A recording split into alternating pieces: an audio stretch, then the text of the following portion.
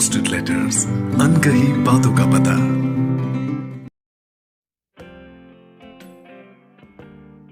Unposted letters में आप सुन रहे हैं चिट्ठी मेरे तुम। इसे लिखा है और आवाज दी है वृशाली जैन ने। मेरे तुम, जाने अब तुम कह भी सकते हो या नहीं, पर आदत है ना, क्या करूं। ट्रेडिशनली ब्रेकअप के बाद इतनी पोजेसिवनेस दिखाना अलाउड कहाँ होता है, पर आदत है ना। मेरे तुम ना लिखूं तो लगता ही नहीं कि तुम्हें चिट्ठी लिख रही हूं। अब देखो ना, शाम को लौटकर एक कप चाय कभी बनती ही नहीं मुझसे। हमेशा तुम्हारी बिना शक्कर वाली चाय पहले छान देती हूँ। 3 दिन हुए दोनों ही कप चाय फेंक के जाती है। सवेरे का अखबार पढ़कर करीने से सुडोकू वाले पेज पर मोड़ कर रख देती हूँ। कौन शाम को चिक चिक सुनता कि अखबार जगह पर नहीं है, मेरा सुडोकू का पेज नहीं है। याद है कितना लड़े हैं हम उस एक पन्ने के लिए, क्योंकि साथ बैठकर सॉल्व करने का पेशेंस ना तुम में था ना मुझ में। अब तुम्हारे जाते समय हालात तो ऐसे नहीं थे कि वॉशिंग मशीन लगानी सीख सकूं तुमसे, तो पहली बार में सफेद और रंगीन कपड़े एक ही में लगा दिए।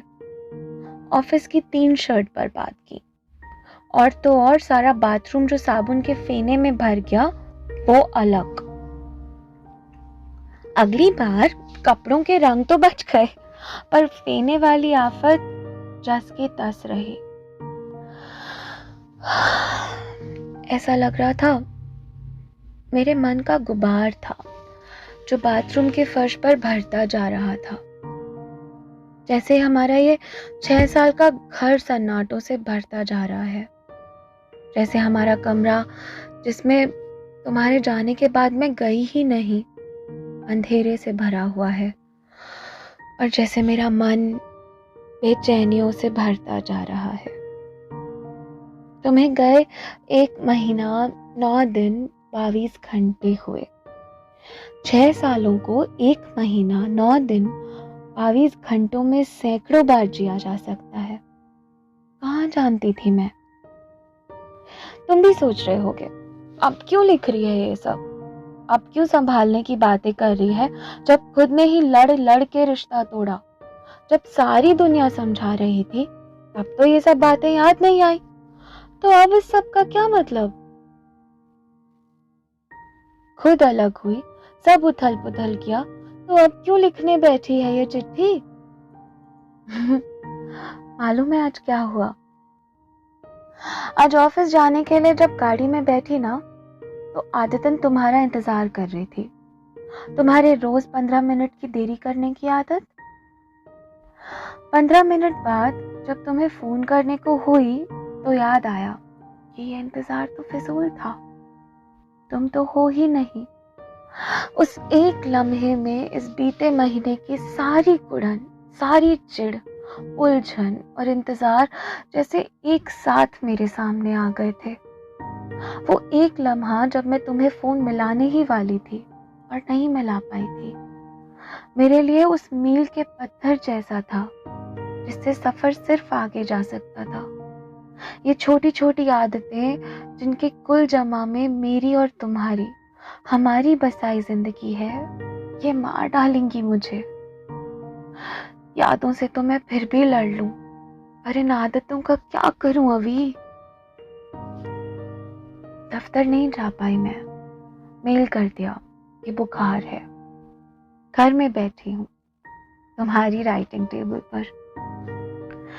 तुम्हारा दुनिया भर का कबाड़ पड़ा है यहाँ। किसी मॉल की पार्किंग टिकट, जेब से खाली किए हुए चिल्लड़, माचिस की डब्बी, च्युइंग गम, लीक किया हुआ एक पेन, खराब बल्ब वाला साइड लैंप और मेरी पासपोर्ट साइज एक तस्वीर। मैंने वो तस्वीर नीचे की दराज में रख दी है। उसका तुम्हारे सामान में अब क्या काम। आज सोच रही हूँ तो समझ आ रहा है, मुझे अपने रिश्ते का गम मनाने का वक्त नहीं मिला, न रोने का, न एक पूरी जिंदगी के खोने का, न तुम्हें खोने का, ना जो मैं तुम्हारे साथ थी उसे खोने का। टूटे रिश्ते भी वक्त मांगते हैं, कैसे भूल गई मैं। जानते हो तुम्हें ये चिट्ठी क्यों लिख रही हूँ? हम अलग हुए तो सारी दुनिया के पास कुछ कहने को था, दोस्तों के पास भी, घर वालों के पास भी। 6 साल का लिव इन रिश्ता खत्म होता है तो वैसे भी माओ के पास कहने के लिए बहुत कुछ हो जाता है। दोस्तों ने समझाया झगड़े कहाँ नहीं होते, सुलझ जाएंगे। माँ ने कहा सब जानते हैं तू लिव इन में रहती थी, तेरी तो शादी भी नहीं होगी अब। तुम्हारी माँ ने कहा मैंने पहले ही कहा था, ये आजकल बिना शादी ब्याह के साथ रहना होता ही बर्बादी है। पापा ने तो मेरी शक्ल देखने से भी मना कर दिया है। बस जिन दो लोगों के पास कुछ नहीं था ना कहने को, वो थे मैं और तुम। जानती हूँ तुम्हें लगता है कि निशा की पार्टी में हुए तमाशे के कारण मैंने ये रिश्ता खत्म किया। तुमने ना पीने में हद करी ना बोलने में। लिख रही हूँ ये बताने के लिए कि वो एक शाम अकेले जिम्मेदार नहीं है इस फैसले की। इस फैसले की जिम्मेदार वो हजारों शामें हैं जिनमें तुम साथ नहीं होते थे, जिनमें तुम सामने तो होते थे अभी, पर मेरे साथ सिर्फ तुम्हारा इंतजार होता था। हम साथ इसलिए आए थे क्योंकि हम कन्वेंशनल टिपिकल लोग नहीं थे। मुझे जितना पसंद दफ्तर का काम था उतना ही शौक खाना बनाने का। तुम जितने पर्टिकुलर अपनी फाइल्स को लेकर थे उतने ही घर की साफ सफाई को लेकर। हमने इस रिश्ते में अपने सारे शौक उड़ेल दिए थे और इसीलिए दूर से देखने वाले को ये इतनी खूबसूरत दुनिया दिखती थी कि इससे बेहतर शायद ही कुछ होता। पर जाने कब में तुम भी औरों की तरह होते गए।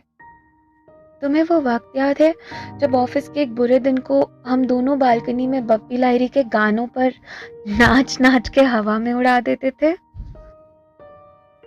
तुम कहो आखिरी बार बप्पी लाहिरी की प्लेलिस्ट हमने कब बजाई? रसोई की एक, फिर दूसरी, फिर एक एक करके सारी जिम्मेदारी मेरी होती गई। धीरे धीरे हमारे बिस्तर के कोने दूर और दूर होते गए और हमारे बीच पहले तकिए, फिर फाइल और फिर मानो तुम्हारा पूरा दफ्तर ही रहने लग गए थे। मैं कितनी बार कहती थी लाइट बंद कर दो अभी, मुझे सोना है। एक दिन नाराज होकर हॉल में क्या गई? मैं तो हॉल की ही होकर रह गई। तुमने कमरे में वापस आने के लिए कहा ही नहीं। तुम्हारे वापस बुलाने का इंतजार पिछले 5 महीनों से हर रात मेरी आंखों में जला है। तुम्हें याद है जब निशा पहली बार हमारे घर आई थी और मैंने कहा था अभी तुम्हारी ये दोस्त ठीक नहीं है, और तुमने कहा था जरूरी तो नहीं है कि मुझे तुम्हारे सारे दोस्त पसंद आए और तुम्हें मेरे। तुम सही थे अपनी जगह, पर मैं भी कहाँ गलत थी। जब से उसका दखल बढ़ा हमारे बीच की दूरी भी बढ़ती चली गई। निशा के रहने का तरीका, बोलने का तरीका, घर रखने का तरीका, चलने का तरीका, यहाँ तक कि सांस लेने तक का तरीका मुझसे बेहतर था। अचानक हमारी रीडिंग नाइट्स, मूवी नाइट्स सबका हिस्सा होने लग गई थी वो। यहाँ तक कि तुमसे किस तरह से बात करनी है वो भी बताने लगी थी मुझे। मैंने कहा था तुमसे मुझसे बर्दाश्त नहीं हो रहा, पर तुम नहीं माने। उस शाम तुमने मुझे पिछले 6 साल का हिसाब दिया था अभी कि तुमने भी मेरे साथ रहकर क्या क्या बर्दाश्त किया था। मैंने उस पल कुछ नहीं कहा। उसके बाद कुछ कहने का मन ही नहीं हुआ। मुझे लगा था घर के काम में साथ देना, इम्पल्सिव ट्रिप्स पर जाना, हर 2 साल में घर की सेटिंग बदलना, this was a us thing, something that strengthened our bond. जैसे अपनी डोमेस्टिसिटी में अपना कोना खोज लिया था हमने। पर जो मेरा सुकून था वो सब तुम्हारा मेरे लिए कॉम्प्रोमाइज था। उस रोज जैसे रिश्ता खोखला हो गया था मेरा।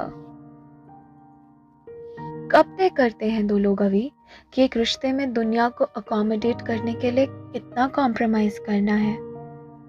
शायद हम वो हदें समझ ही नहीं पाए। मैंने समझाना चाहा, तुमने सुनना नहीं चाहा। तुमने तो खैर मेरे कई रिप्लेसमेंट ढूंढ लिए थे। कुछ निशा थी, कुछ शराब, कुछ काम और कुछ बस तुम खुद। और तुम जानते हो, अपनी जगह मैं किसी को नहीं दे सकती। मुझे बांटना कभी नहीं आया। रिश्ता तो बहुत पहले मर गया था अभी। निशा की पार्टी की रात बस मुझे उसकी मौत की खबर मिली थी और ये चिट्ठी उसी मौत की मातम पुरसी है। तुम्हारे जाने से मैं खुश हूं या नहीं, नहीं कह सकती। आदतें वो सब याद दिलाने पर तुली रहती हैं जो मैं शायद भूल जाना चाहती हूँ। बात निशा की नहीं, हमारे बीच उगाई उस जगह की थी जिसमें कोई तीसरा इतना कंफर्टेबल हो सका। तुमने जाते समय कहा था मुझसे, अपने इस फैसले के बाद कभी खुश नहीं रह सकूंगी मैं। Guess what? खुश रहना तो अब शायद याद भी नहीं मुझे। फिलहाल जो ढूंढ रही हूँ वो सुकून है। मोहब्बत रीजनेबल होती तो शायद सुकून मिल भी गया होता, पर मोहब्बत बेअक्ली होती है। उसे दिमाग के गुनाह भाग कब समझ आए। पर ये जरूर है, I like this version of myself. एक बहुत लंबे अरसे बाद मैं खुद को पसंद कर पा रही हूँ, अपनी इज्जत कर पा रही हूँ, सांस ले पा रही हूँ।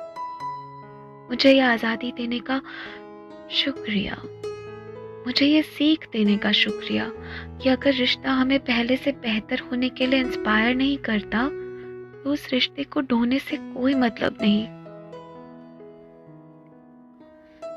ये चिट्ठी तुम कभी नहीं पढ़ पाओगे, शायद इसीलिए इतने खुले दिल से लिख पाई मैं। बाहर सूरज ढल रहा है, चिड़िया वापस घर जा रही हैं। मेरे भीतर एक नया सवेरा जन्म ले रहा है। मैं नए घर देख रही हूँ। इस घर और इस राइटिंग टेबल का साथ यहीं तक था, बस आदत है इसीलिए कह रही हूँ। तुम्हारी, मैं